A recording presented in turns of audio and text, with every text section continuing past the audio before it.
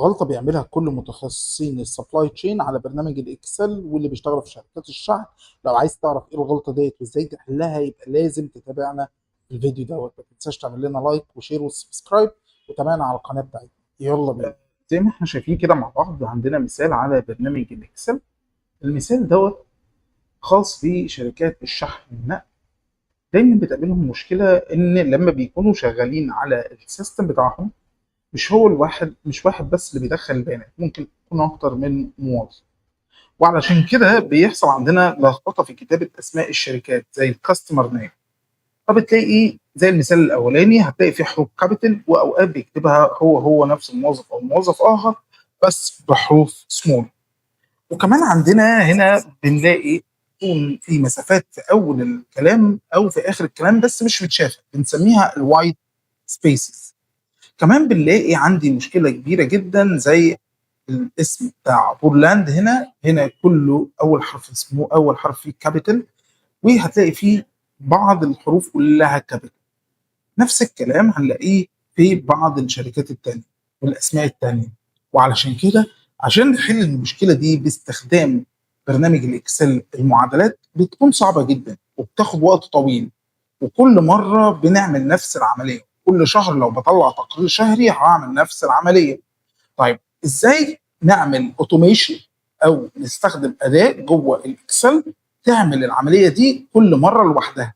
الخطوه دي مهمه جدا لكل اللي بيشتغلوا في مجال السبلاي تشين، كل اللي بيشتغلوا في مجال الحسابات، لان الحته دي بتقابلهم كتير.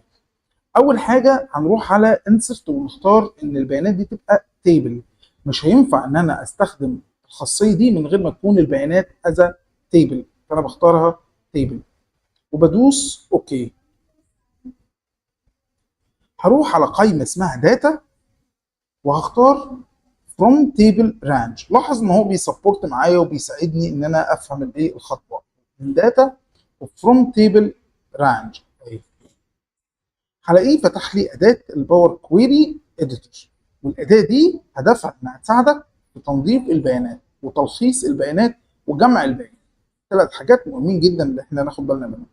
طيب انا هنا هقف على العمود بتاع الكاستمر نيم، هقف على عمود الكاستمر نيم واروح على قائمه اسمها ترانسفورم، يعني التعديل على نفس العمود. وهختار من هنا اداه اسمها فورمات. ولاحظ جدا ان اداه فورمات دي اداه مهمه جدا. ليه؟ لان فيها اكتر من خاصيه وده اللي احنا هنتكلم عليهم. اول خاصيه فيهم كلمه واهمهم ترم. ترم بتعمل ايه؟ بتشيل المسافات البيضاء. طبعا في معادله في الاكسل اسمها ترم، ولكن انت لما بتيجي تعمل ده او بتستخدم المعادله دي فانت بتضيف عمود على العمود اللي عندك. فانا بختار، لكن هنا انا بعمل تنفيذ التعديل ده على نفس العمود، فانا بقول له ترم اهو. لاحظ ان المسافات البيضاء اللي كانت في الاول راحت. طيب ممكن بعد كده اختار ايه؟ كلين. وكلين هنا بتشيل العلامات اللي مش مفهومه، ودي اوقات بتكون موجوده لو انت بتحول من ملف بي دي اف الاكسل، او لو انت جالك فاتوره حولتها الاكسل للاسف بتلاقيها، واوقات ما بتكونش واضحه قدامك، بتكون موجوده بس انت مش شايفها. انا بقول له كلين، يبقى انا بعمل ترم وكلين عشان يشيل الزوايد الحاجات اللي ملهاش لازمه. طيب كمان بقدر اختار من هنا شكل الحروف اللي هتمشي عليه الكلمات، زي ممكن اقول له لور كيس ساعتها هيخلي كل الحروف سمول. ممكن اقول له ابر كيس يعني كل الحروف تبقى كابيتال شبه عبور لاند. اما لو قلت له كابيتالايز اتش وورد هيكبر اول حرف من كل كلمه. ودي المثال او الشكل الافضل، يعني انا هختار كابيتالايز اتش بهذا الشكل. ما دلوقتي لو انا جيت بصيت بيقول لي ان هم 100 شركه، لكن لا كانوا الاول قد ايه؟ لو انا جيت بصيت كان بيقول لي في 439 شركه، 439 اسم، 439 اسم موجودين عنده جوه الشيت. دي كانت غريبه. ليه؟ لان انا عارف ان الشركات اللي احنا بنشتغل معاها ما كانوش 439، احنا فعلا بنشتغل مع حوالي 100 شركه. بص دلوقتي لما اتنسقت بقت كلها زي بعض. طيب لو انا اديك دلوقتي رجعت من قائمه هوم وقلت له كلوز اند لود تو او كلوز اند لود، الاثنين زي بعض في الحاله دي، هيجي يعمل لي شيت جديد وهتلاقي فيه اسماء الشركات. تقدر تبص وهتعرف ان مفيش ولا اسم شركه هيتكرر معانا غير الاول. طبعا انا عندي الكسندريا كونتينرز دي لو انا كنت رحت هنا كتبتها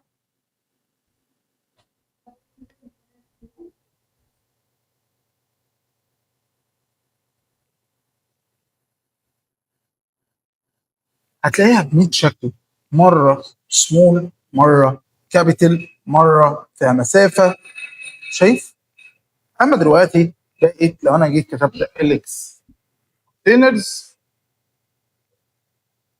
هتلاقيهم كلهم اسطمبه واحده. طيب يبقى انا كده قدرت افهم ان دول مش اكتر من عميل، ده نفس العميل، لان الاكسل بيشوفهم هنا كل واحده منهم على انها عميل منفصل. لو عايز تتعلم اكتر عن هذه العمليات والتبس والتريكس الخاصه بتحليل البيانات وجمع البيانات، تابعنا في الفيديوهات اللي جايه.